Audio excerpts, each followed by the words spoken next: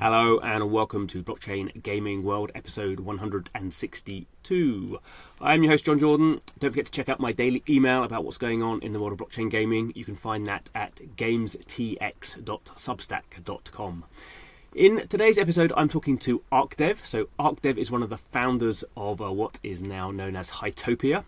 Back in the day, it was called NFT Worlds, and it was back then at least, a way of monetizing Minecraft servers. So they came out of the Minecraft community, and they thought blockchain would solve one of these problems, which is monetization of Minecraft servers. What happened, however, was that Microsoft decided they didn't want people putting blockchain into Minecraft, even though Minecraft was an open source project. So the NFT Worlds team had to think what they were going to do when basically their ecosystem was taken away from them, or the ecosystem they were going to build on was taken away from them. What they decided to do was basically build their own version of Minecraft. So that is what is now called Hytopia has become. It is a Minecraft type world which is fully integrated with crypto and blockchain. And since then they've also launching their own infrastructure. So Hytopia is the game, and Hychain is the blockchain infrastructure it is running on, and that is based on the Arbitrum L2 scaling blockchain for Ethereum. And they're looking to see whether other developers are also going to use that technology as well. So lots going on in the world of Hytopia and Hychain. I hope you enjoy the episode. Don't forget to subscribe. Every week we are putting out new episodes, and April is pretty much already booked up already. So lots of good things coming. Don't miss out, and see you next time. Hello, everybody. Welcome to the show. Very pleased that I have ArkDev with me to talk about all things Hytopia. How's it going? Good. Yeah, thanks for having me. Excited to be here. Good. So we had a little preamble beforehand, and I've warned ArkDev that we are going to have to tediously for him go through the whole sort of backstory of NFT Worlds and Minecraft and Mojang and all that sort of stuff. But we'll do that quickly, and we'll focus a bit more on sort of where we are now with Hytopia and Hychain and sort of a lot going on. So we'll try and focus on the future rather than the past, but we'll give some sort of past to contextualize ourselves. But first things first, let's find out a bit more about you. So can you give us a sort of a potted history about how you've sort of ended up at this point? Yeah, sure. Going all the way back, we started originally as a product called NFT Worlds in October of 2021. I've come personally from a background of doing startups for like the last 10, 12 years in the traditional startup space across games, e-commerce, all those sorts of things. Been involved in crypto since like 2014 with Bitcoin and tracked Ethereum since 2017, all that stuff. But that's quite a long project... that's quite a long history in crypto. So that's sort of you've drunk deep from the well there. Yeah. I have, yes. Been keeping my eyes on this space for a while. But we started NFT Worlds October 2021. It was during kind of the first NFT, near the tail end of the first NFT cycle. I was just dabbling around, curious, like what happens if we use blockchain and NFTs to allow people to basically put Minecraft worlds on chain that they could edit and share and buy and sell and things like that are then pegged to like the visual image. And it really quickly evolved from there. That was just the initial idea. It was like, oh, this little art project that like people can have fun with, and like maybe we can do some other things. But we had a situation where like lots of real Minecraft builders started buying these things and doing real projects, and people were buying these out of interest. And then I had a decent amount of background personally in the Minecraft space and knew some of the pain points there. And I was like, well, maybe we can expand this a little bit more. Like, what if we solve one of the biggest problems in the Minecraft space for creators, which is like they don't really have good opportunities to monetize because of the restrictions of the Minecraft EULA. And we were like, well, if we use, a single like token, like a game token created as an ERC20, right? Like, and made it as a way to exchange value between all the different servers players play on, then it would be a way that creators could then take payment for in-game items and stuff in that token, and then eventually like go to Dex or something and be able to have an alternative way to monetize that was outside of the scope of the EULA. So we did that. We launched all these systems to make it really frictionless for players to come into these servers that supported this feature. They didn't have to deal with their own wallets. They had, they just created an NFT Worlds account. They could sign in right in the game to all these servers. They transacted all this stuff. operated on Polygon. I think we facilitated 1.5 million in-game transactions using this token. So there's a lot of value flowing through, a lot of servers, a lot of creators using it. And I think at our peak before the ban hammer hit, we were around 100,000 active players.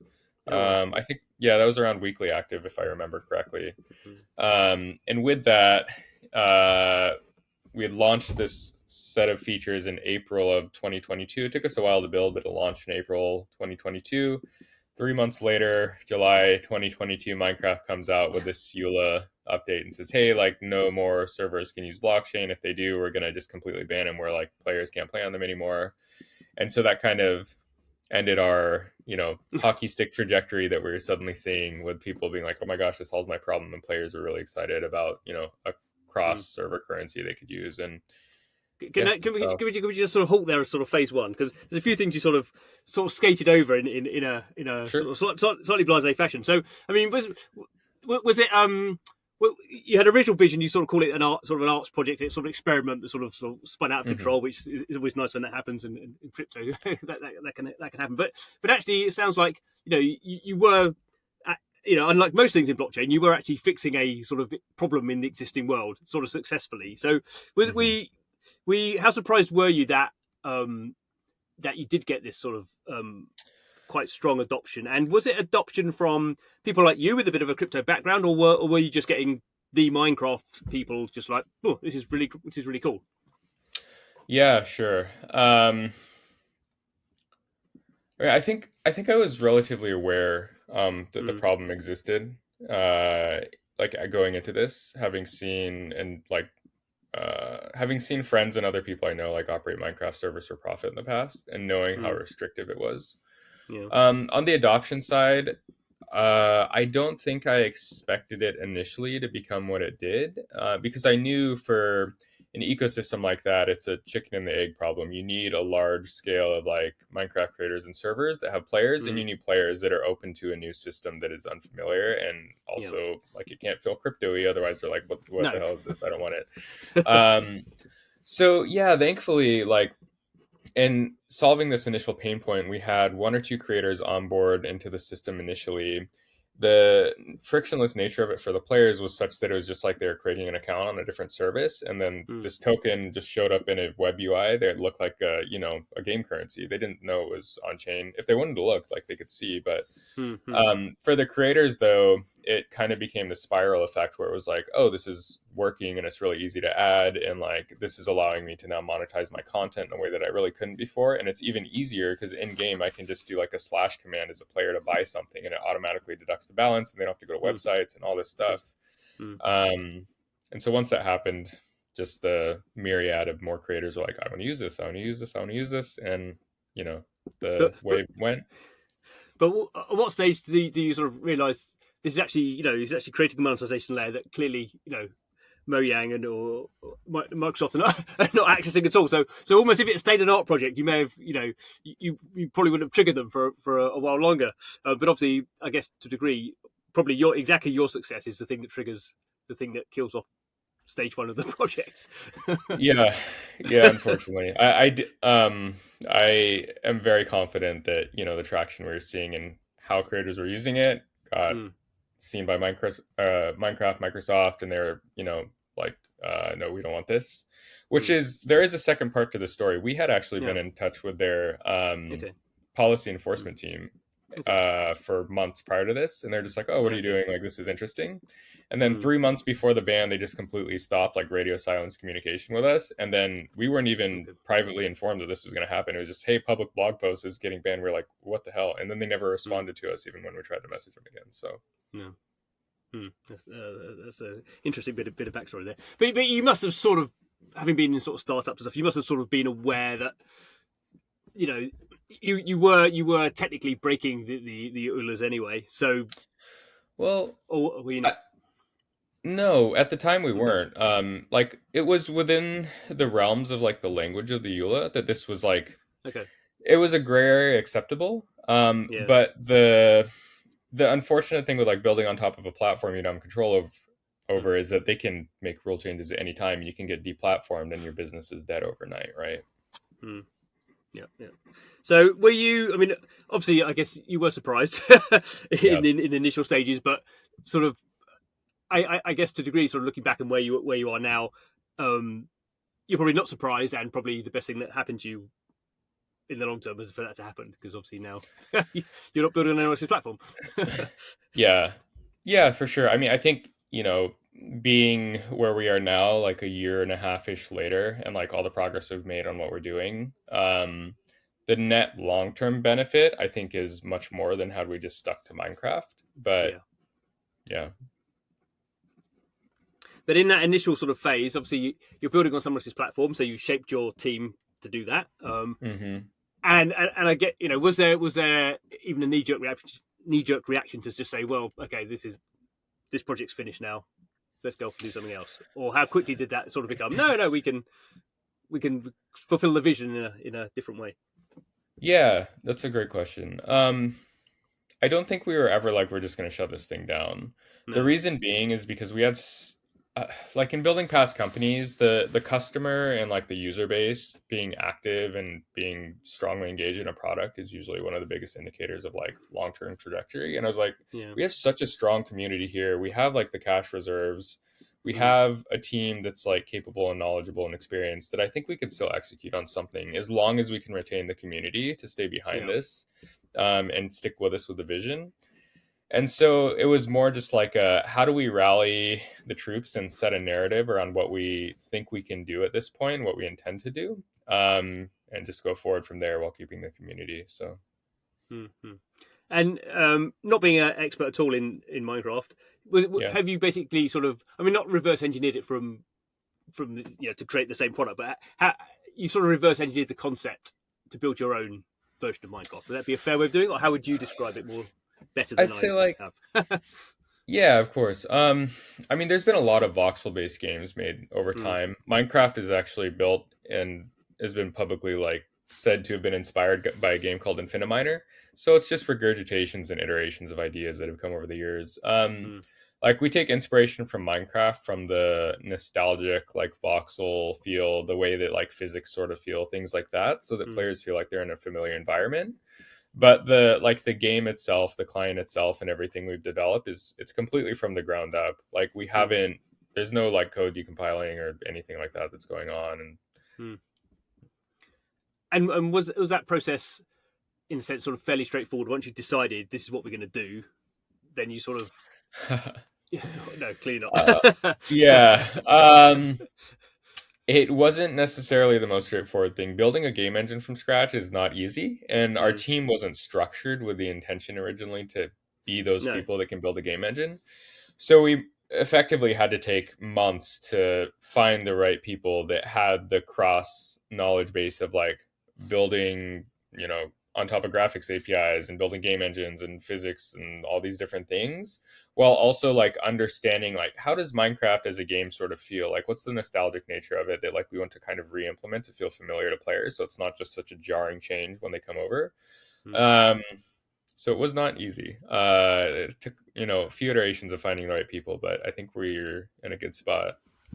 mm, mm. And how the community held up during this sort of time? Because obviously you NFT Worlds. I think the original set of NFTs are still. I mean, they're still live. They're so obviously you're sort of entirely in control of them. But you went through Topia, and then Hytopia is the sort of final Yeah. brand for the product. Yeah, that was fun. The Topia Hytopia thing ended up being an annoyance with like very gray area trademarking. So we were like, all Okay. right, we need to shift the name to. We ended up being Hytopia.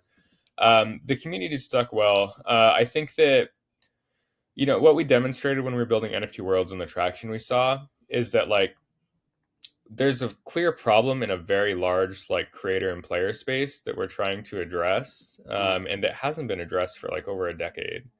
And so, like, outside of being a Web3 project, there's an opportunity from just a generic business standpoint that we think we can okay. solve, and a problem that's being had at a large Mm, scale.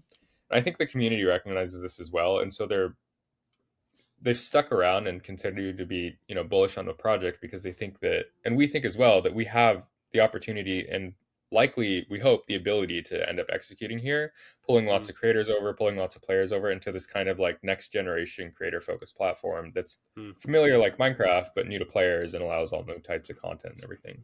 Mm-hmm. I guess it is interesting that you could sort of, if the initial business sort of continued, then obviously you could could be, you imagine that there would now be a fairly sort of, could be a fairly substantial business, adding monetization layer within Minecraft. Yes. Obviously, a subset of a very big market, and it's sort of funny enough actually.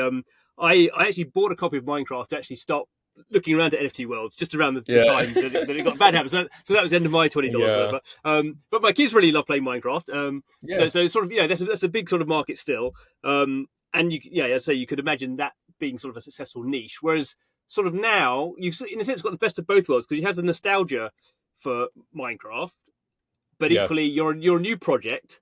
And so people who I don't care about Minecraft, that's for kids. So you sort of get it potentially sort of both audiences, where previously you may only got a subset of one. So yeah, I think having built a Minecraft initially helped as well, because it got that creator community and a large amount of the multiplayer community to have visibility and kind of continue to track what Hytopia is doing. So we have that audience that is going to be the right fit for the product already, keeping eyes on us. Yeah, and sort of where are you at the moment? You're sort of in beta. Is an open beta coming at some point? Yeah, so we've been in like a closed alpha iteration phase for the last couple months. The beta, we have a closed beta, which will be thousands of people from our community that we invite in and start playing, will be in April. Okay. Once that's done, we'll be doing an open beta, which is like public. Go to our website, start playing, download the game, anything. We'll do the open beta once we've done enough sort of like QA iterations from having a large amount of players on the closed beta, and we're confident like, hey, this thing isn't crashing once we have 10,000 players going and like all these different systems people are running it on, stuff like that. And then from there, it's just product iteration, marketplace, cosmetics, chat systems, social systems, game content updates, creator tooling updates, and going up, to the races. Yeah. And I guess the headline figure is, you said you got over 1 million sort of sign-ups. I mean, quite what that means these days. But that's a certain amount of scale, isn't it? I mean, yeah, and that number should be taken, the millions should be taken with a grain of salt. So like the unique player registration, the player registration count is about 1.2 million on the website right now. But if you look at the Google traffic for like unique geo-distributed IPs and everything like that, it's about 700,000. Okay. So I think what had happened is that there are a number of people who either registered and had multiple people in the household, which would track from the same IP, or they registered multiple usernames because they wanted to reserve more than one username. Okay. But I still think it's a fairly substantial number. It's in the hundreds of thousands of players that are waiting to play, at least. Yeah. And in terms of the experience, how, saying initially you were sort of building a monetization layer, obviously now you're in charge of sort of everything. Obviously you will have a monetization layer. That's what the Topia ERC20 is still there. But how, sort of in the open beta, how much blockchain will you have in there, and how much is sort of is that stretch goal? Yeah. When the open beta comes out, we do want to ship an initial iteration of the marketplace relatively early. So the ERC20 will be used to, buy content in the marketplace, things like that. It'll also be dually supporting of USDC. So we can have stable pricing of items. So creators don't have to be like, oh, Topia dropped in price overnight. No, I'm not making as much kind of issue. The other thing is like the NFTs and stuff that you're buying on the marketplace will be reflective and show in game as like whatever cosmetics they represent. So if you buy a hat in the marketplace, you equip it, you'll have a unique hat, all the other players see, stuff like that. That'll be relatively early. I think we could see that as early as June, July. Okay. And so do you feel that you'll be offering, but for people who really don't know any, I mean, I guess most people who are sort of interested in the project probably are in the crypto space to some degree, but potentially for someone who was like a crypto newbie, how would sort of Hytopia sort of feel like to them in terms of the sort of onboarding and initial? Yeah, this is a great question. This is something we really focused on even back in the NFT Worlds days, when it was like, we have Minecraft players who don't touch crypto. They need to just feel like it's a regular game sign up. Same thing here. So with Hytopia, the registration flow, you can sign in with a social account, sign up with email. The systems that we've built, which kind of tie into Hychain, but The systems that we built are fully self-custodied, like player-side systems. So they own their private keys. They have everything like that. But their accounts are on-chain smart contract account wallets that are on Hychain. And it's basically as simple as, hey, I'm going to play Hytopia. I log in. I approve Hytopia as like a game for my, what will be a system called Hyplay. We can talk about that later. But any interactions I do in game, I don't even know there's transactions associated. I don't even need to know there's blockchain. It just works. It's fast. And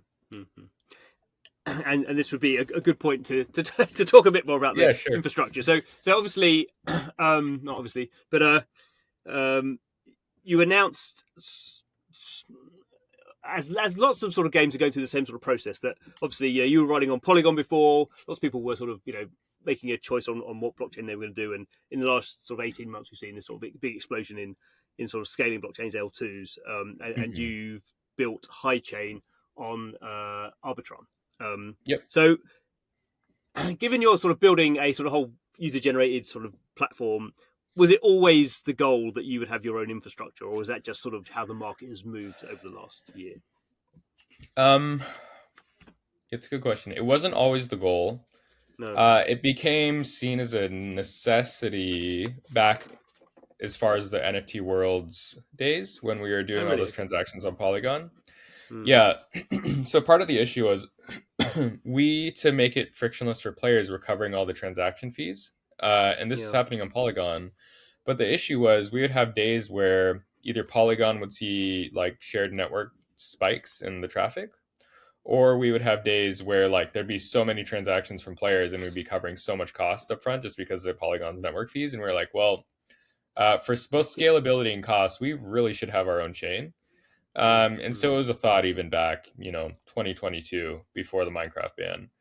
And it's since become more of a mainstream thing, but for us, it's like, we can't hit the 10 million plus like active player scale, 100 million plus, and the best case active player scale that we want to, and make it work with all the on-chain systems unless we have a chain that can scale with us, and infrastructure that scales with us, and costs that scale with us. So but it's sort of going back to stage one. You sort of, let's build a monetization layer for Minecraft, and you end up with, let's build our own entire UGC platform and our own blockchain. I mean, that's quite a difference.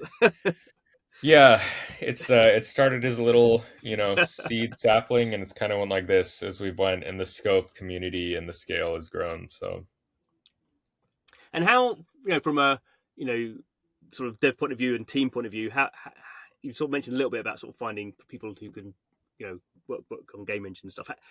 How easy has that process been? Because I don't know how. I guess you are sort of formally now a sort of a proper company, I suppose, to some degree. And sort of had investment money and all that. So you've had to sort of professionalize to some degree. But equally, I imagine you're probably still distributed around the world, I would think. All those sort of blockchain things.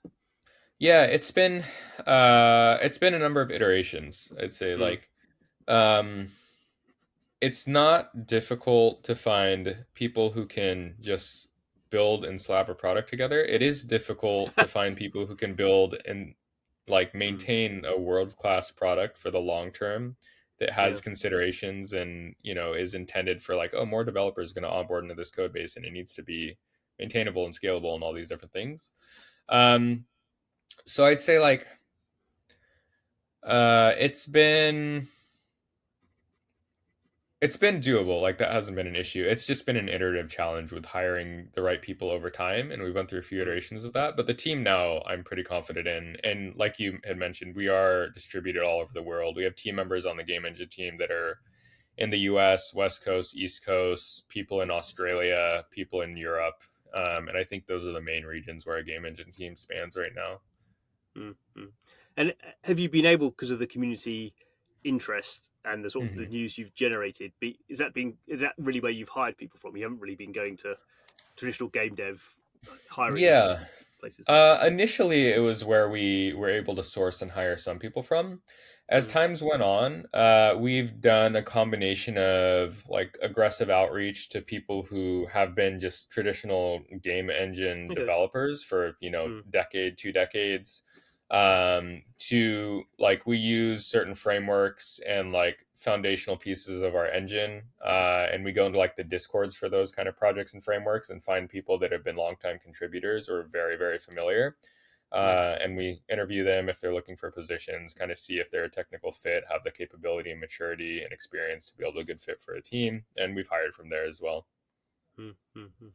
And how big? I mean, I guess your team is now split into the Hytopia product team and the Hychain sort of infrastructure team. So how? Yeah. Oh, actually, before we go into that, actually, because you sort of announced that you were doing this sort of formal split.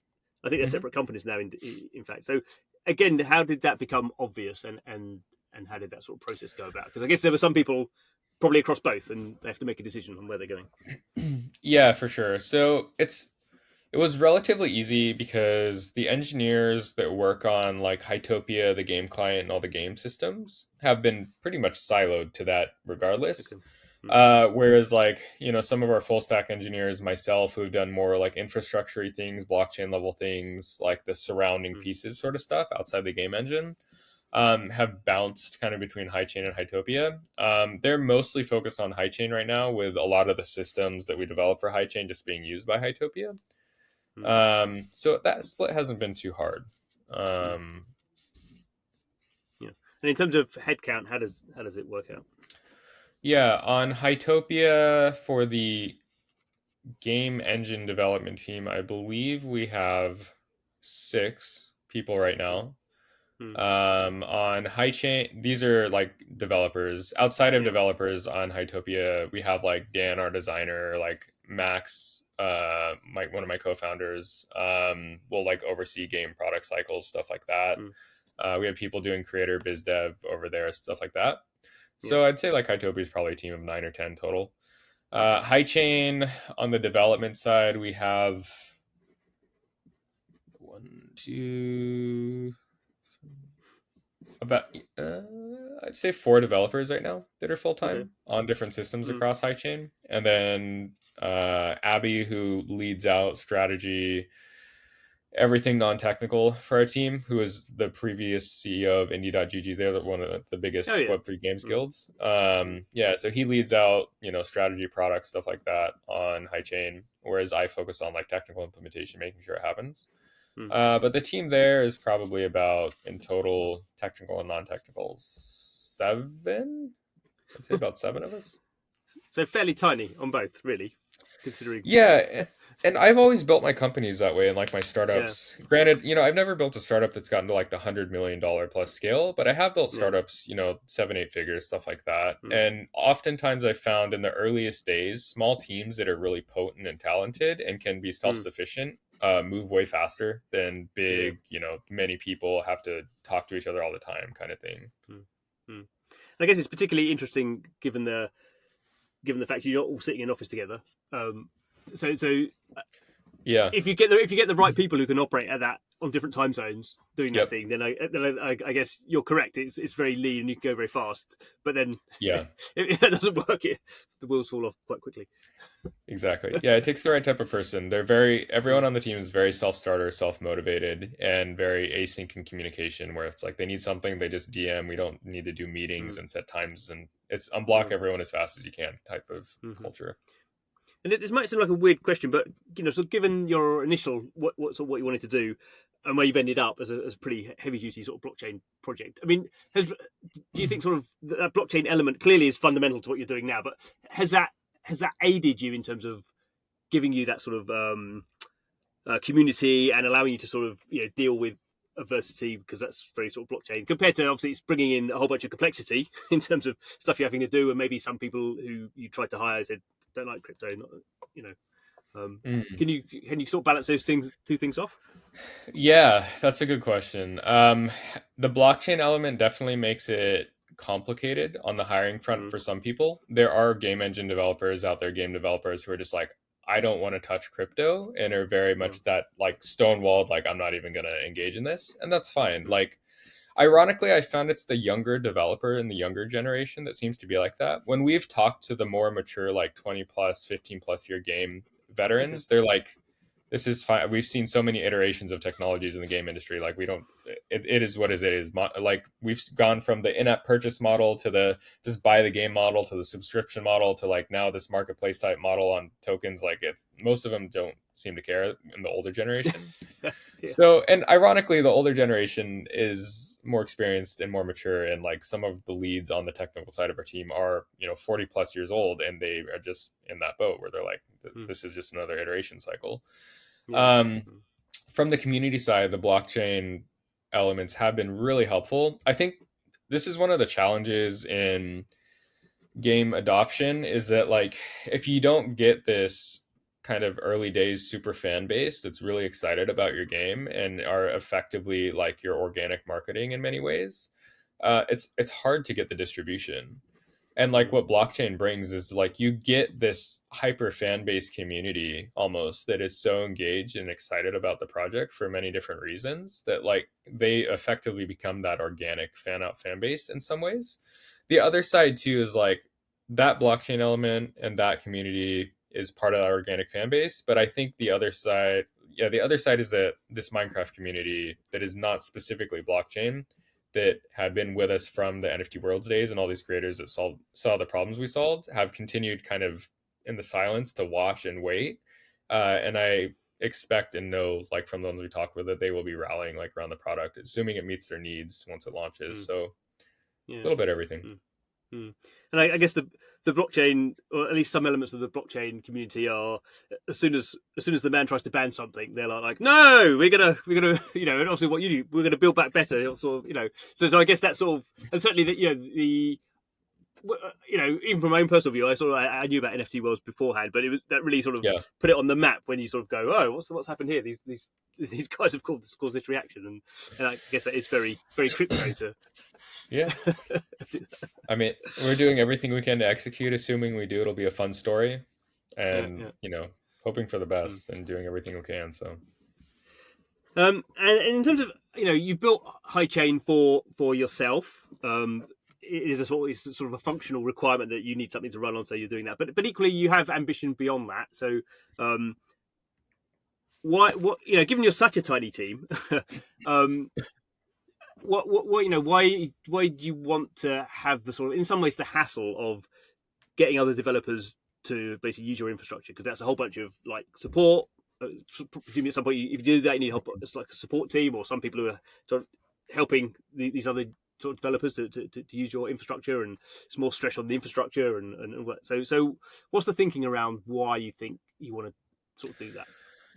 Yeah, there's a few reasons. I think Abby, who joined our team from indie.gg, has a really strong vision around like a chain that doubly is a games publisher, an investment arm, and provides the vertically like integrated technology stack as being a really competitive edge that we can get as just an organization. Part of the reason for bringing in other games for us is that like at least I think a lot of the other team members share the same sentiment, haven't seen a set of like technical implementation and user experience at meaningful scale where like Web3 games can see mass adoption yet. And I think like we feel strongly that we have insights that we think could be valuable to the greater community and the greater games like Web3 game space that once implemented could be the right pattern, just based on what we've seen with the Minecraft players in early days, different iterations we went through with past products that we open sourced, like something called MetaFab in the past. And so it's kind of just like one, wanting to be a big publisher, competing with the likes of like Ronin and, all the others of that scale. But two, like genuinely believing the blockchain and like it being a solution to like marketplace like problems, black markets for game trading, stuff like that, can be popular as an alternative model for games at scale and meaningful for players, but it won't happen unless the adoption happens. And so we're like in this place of like, we should really try and make this happen because we think it can, and we've seen the benefits. But I imagine that's still sort of fairly early stages at the moment. You just sort of announced it, so it's a little bit of wait and see. Yeah, I mean, we have some early insights from MetaFab. Was a product we launched like a year and a half ago. It was a chain agnostic set of user experience, APIs, auth systems, wallet systems, stuff like that. We had a lot of really good traction with it and learned a lot as well there. And so it's kind of this next iteration of a product we know that can work at scale. It's like, how do we tie the whole package together at this point with the chain, with the technology, with the APIs, the user experience for games to be able to just add. Mm-hmm. Cool, good. Well, that's a good encapsulation of, I think, what you guys are up to. Just to reiterate, if I've got my notes right, so you are currently in closed beta and looking for sort of open beta in some months' time. So people can go and sign up right now at the Hytopia website if they want to get onto that. Anything else people should be doing? Yeah, they can go to the Hytopia website, pre-register for the beta, keep their eyes out if they want to play. If you're interested in Hychain, you can go to hychain.com, hychain.com, read the docs, check out the Explorer, mainnet's live, all that stuff's up. Follow us on Twitter. Just said you had a successful node sale a couple of weeks ago, so people who are into that sort of thing are all minting their Topia tokens very happily. Yeah, exactly. Yeah. So everything's going well. We're excited for the future. Team's growing, technology's growing, reach is growing, all that stuff. And it's sort of, I think it's obviously great for all blockchain games at the moment that the market sentiment is obviously a lot better than it was even 6 months ago. So people who spent last year building are sort of actually, the market's actually come at exactly the right time for you. So. Yeah, sure. Yeah, I mean, we're in it for the long game, so one market cycle being in the bull is like, it's cool, but like at the end of the day, we really want to build one of the biggest like Web3 infrastructure platforms and Web3 based games in the world. So cool. Good. Well, thank you very much for your time. Awesome. Yeah, thank you so much. And thanks to you guys for watching, listening to the podcast, however you are consuming it. Every week we are releasing new episodes, talking to the people who are building out this entirely new way of building games, building communities, coming up with just really innovative stuff that we haven't seen in gaming before. So I hope you are finding it exciting too. Please subscribe and see you again next week. Bye-bye. Awesome.